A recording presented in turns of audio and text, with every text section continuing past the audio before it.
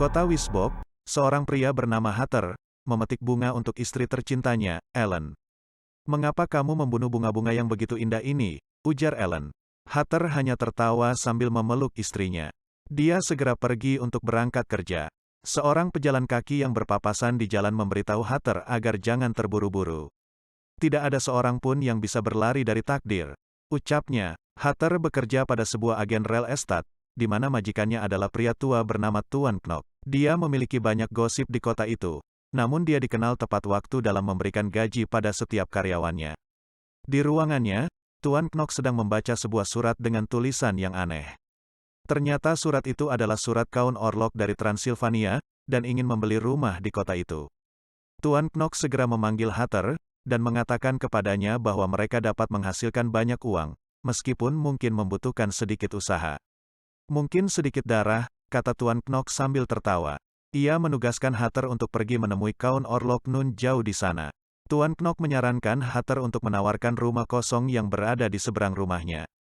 "Pergilah ke negeri hantu," ujar Tuan Knock, kemudian mereka pun tertawa bersama. Hatter bergegas pulang untuk memberitahu istrinya tentang berita menarik itu. Ellen merasa sedih karena suaminya harus pergi. Namun Hatter kelihatan tidak begitu memperdulikan kekhawatiran istrinya. Ia ingin segera memulai perjalanannya. Hatter mengemas beberapa barang yang akan dibawanya. Tak lupa, sebuah buku kecil dibawa untuk menemani perjalanannya. Sementara itu, istrinya ditinggal bersama teman keluarga mereka, yaitu pemilik kapal kaya bernama Harding, dan saudara perempuannya, Ruth. Hatter mencium istrinya, untuk meyakinkan bahwa kepergiannya jangan terlalu dikhawatirkan. Ia pun segera berlalu. Hatter pergi menempuh banyak jalan berdebu ke pegunungan Karpaden. Dia tiba di sebuah kedai. Hatter berteriak untuk disediakan makan malam sebelum melanjutkan perjalanannya ke kastil Count Orlok. Setelah mendengar perkataannya, orang-orang yang berada di kedai itu tampak kaget. Mereka mengatakan kepadanya bahwa dia tidak dapat melanjutkan perjalanannya, karena manusia serigala senantiasa mengintai di hutan pada waktu malam hari. Makhluk serigala ini sering menakuti kuda-kuda agar lari ke hutan belantara. Hatter pun disarankan untuk menginap di kedai sambil menunggu pagi tiba. Setelah dibawa ke kamarnya, Hatter menutup jendela dan bersiap-siap untuk tidur, ketika dia melihat sebuah buku di nakasnya. Buku itu berjudul Vampir, Hantu Mengerikan, Sihir, dan 7 Dosa Mematikan. Dia membaca bagian tentang Nosferatu, makhluk mengerikan yang hidup di gua-gua berbau kematian. Kemudian Hatter menyingkirkan buku itu dan pergi tidur. Keesokan paginya, Hatter bangun saat para gembala mengembalikan kuda ke kandang mereka. Ia pun segera melanjutkan perjalanannya. Setelah berkendara sepanjang hari dengan kereta, Hatter berteriak kepada kusir kereta kuda yang membawanya, untuk bergegas sebelum matahari terbenam. Namun kusir tersebut malah menepi. Ia memberitahu Hatter bahwa dirinya menolak untuk melanjutkan perjalanan, walaupun Hatter berani membayar mahal. Hatter tidak putus asa dan terganggu dengan kepengecutan si kusir itu. Hatter mengambil perlengkapannya dan melanjutkan perjalanannya dengan berjalan kaki. Dia melintasi jembatan kayu kecil dan tiba di jalan yang sepi. Sesaat kemudian, sebuah kereta datang dengan seorang kusir yang tampak menyeramkan. Sesampainya di tujuan, kusir itu pun tidak mengatakan apa-apa, tetapi memberi isyarat agar Hatter masuk ke dalam kastil itu.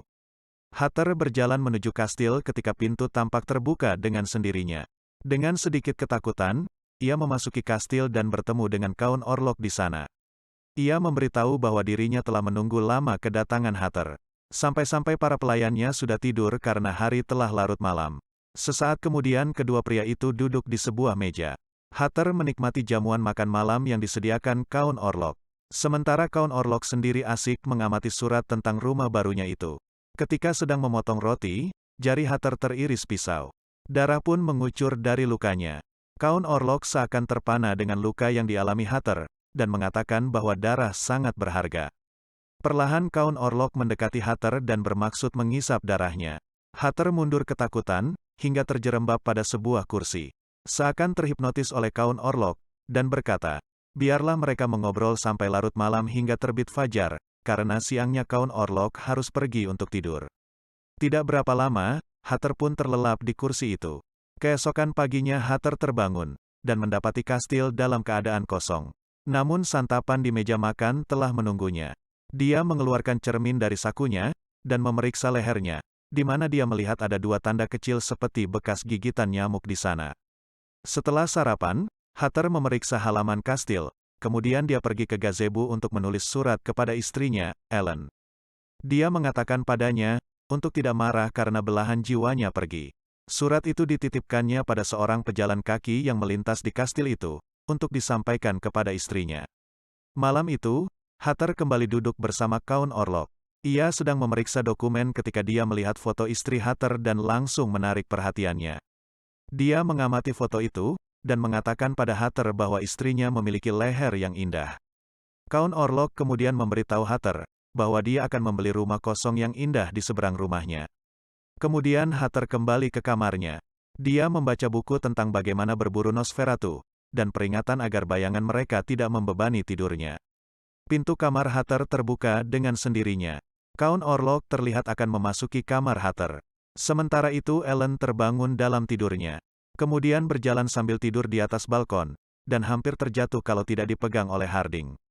Count Orlok akhirnya meninggalkan kamar Hatter, pintu kembali bergerak sendiri. Ellen pun kembali tertidur dengan lelap. Keesokan paginya Hatter memutuskan untuk menyelidiki keanehan kastil itu. Dia menemukan peti mati di ruang bawah tanah. Ternyata, di dalamnya ada Count Orlok yang sedang tertidur. Hatter meninggalkan ruang bawah tanah dalam keadaan ketakutan. Malam itu, dia melihat keluar jendela, dan melihat Count Orlok mengangkat beberapa peti mati ke atas kereta kuda. Setelah menumpuknya, kemudian dia masuk ke dalam peti yang terakhir. Kereta pun melaju dengan sendirinya. Hatter yang mengkhawatirkan istrinya, mengikat beberapa lembar kain spray untuk melarikan diri keluar jendela. Dia terjatuh sebelum mencapai dasar dan pingsan. Count Orlok melanjutkan perjalanannya menyusuri sungai dengan menggunakan rakit.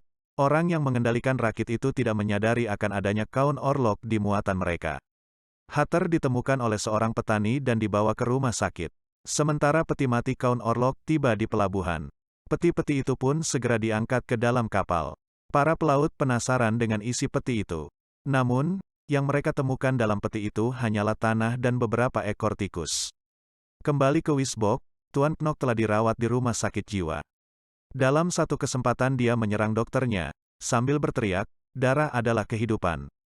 Setelah berhasil dilumpuhkan oleh penjaga rumah sakit, Tuan Knock terkekeh, sambil memperhatikan laba-laba yang sedang memangsa buruannya.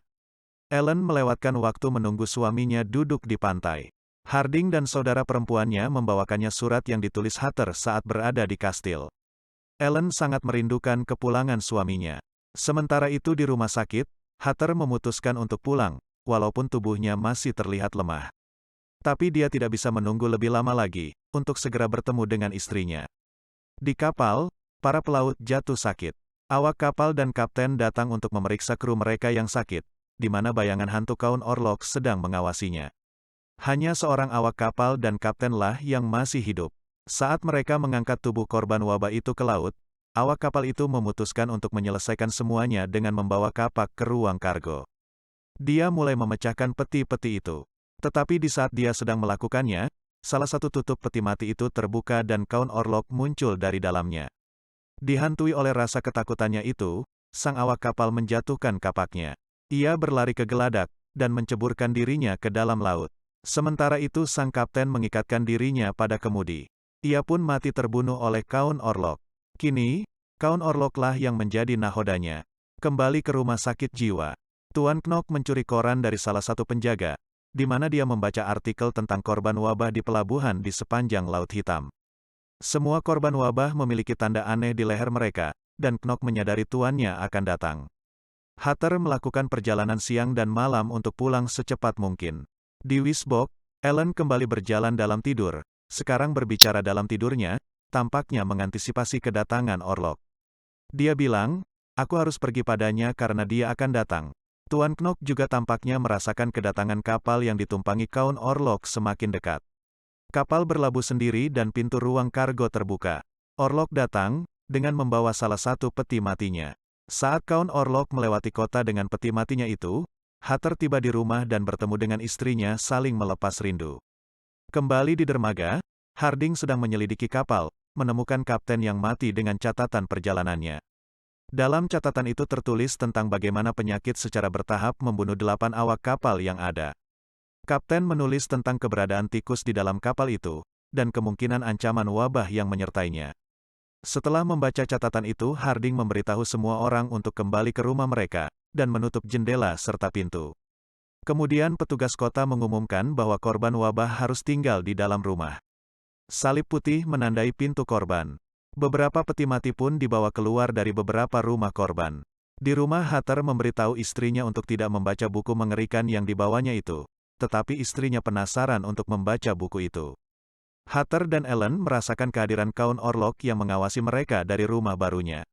Ellen membaca dari buku itu, bahwa satu-satunya cara untuk mengalahkan Nosferatu adalah jika seorang gadis tanpa dosa memberikan darah kepadanya secara sukarela. Hal tersebut membuatnya lupa hingga fajar datang menyingsing. Dan Nosferatu terlambat untuk segera pergi. Sementara itu, kota yang dilanda ketakutan sedang mencari kambing hitam untuk disalahkan atas wabah tersebut, dan mereka menyalahkan Tuan Knock yang baru saja melarikan diri. Mereka mengejarnya di seluruh kota, tetapi dia menghindari mereka, dengan mengejek penduduk kota dari atap rumah sebelum melarikan diri ke hutan. Ellen sedang mengerjakan sulaman dengan tulisan Ihli Bedih, sebuah frasa Jerman yang berarti ku cinta padamu. Malam itu dia bisa merasakan Count Orlok mengawasi Ellen dari rumahnya. Dia membuka jendela, dengan maksud untuk memancing Count Orlok datang ke rumahnya. Ellen berpura-pura sakit dan menyuruh Hatter untuk pergi mencari Dr. Bulwer, meninggalkannya sendirian untuk menghadapi Count Orlok. Hatter bergegas pergi meninggalkan Ellen sendirian di tempat tidur.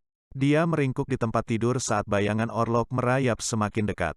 Saat Orlok mengisap darahnya, tiba-tiba mendengar ayam jantan berkokok, dan menyadari bahwa dia telah keluar rumahnya sampai fajar tiba. Count Orlok alias Nosferatu bergegas untuk pergi, tetapi saat dia berjalan di depan jendela, sinar matahari mengenai tubuhnya. Count Orlok pun terbakar, meninggalkan kepulan asap lalu menghilang.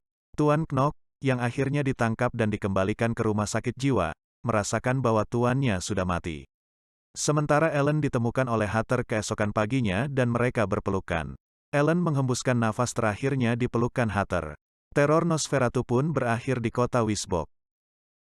Selesai.